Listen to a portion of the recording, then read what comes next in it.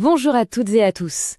Aujourd'hui, on va explorer ensemble une façon assez fascinante de voir le temps qui passe, les mois de l'année de l'Hégire. C'est un voyage à travers un calendrier qui, lui, danse au rythme de la Lune. Alors la grande question, c'est celle-ci. Comment est-ce qu'une année peut bien suivre la Lune?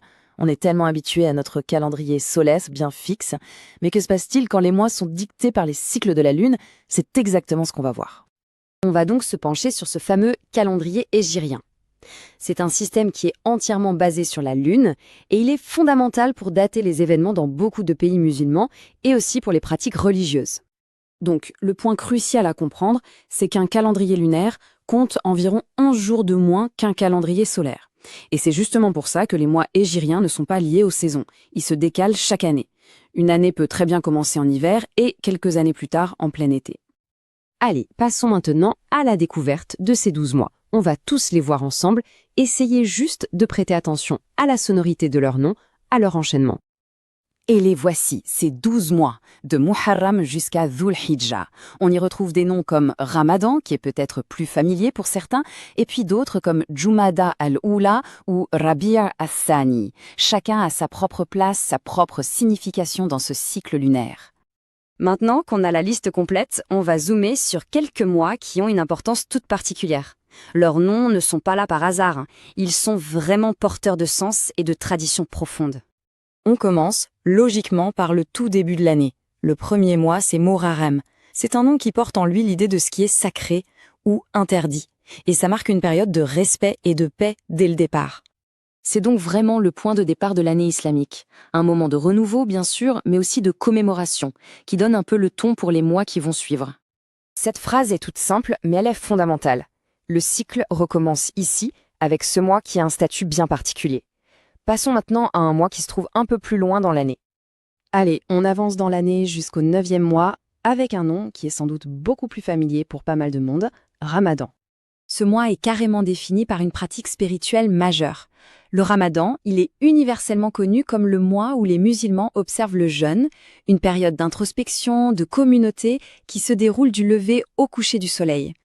En fait, l'identité de ce mois est si forte que, comme le dit la source, il commence littéralement par le jeûne. La pratique et le temps sont ici complètement indissociables. Et on arrive au bout du cycle, le 12e et dernier mois de l'année, un mois qui est vraiment le point culminant d'un grand voyage, Dhul Hijjah. Dhul Hijjah, c'est le mois du pèlerinage, le Hajj. C'est pendant cette période que des millions de musulmans du monde entier convergent vers la Mecque pour accomplir un des piliers de l'islam. Le lien est donc hyper direct. Le Hajj, ce pèlerinage si central, se déroule pendant ce mois spécifique, Dhul Hijjah. D'ailleurs, le nom du mois lui-même veut dire « celui du pèlerinage ».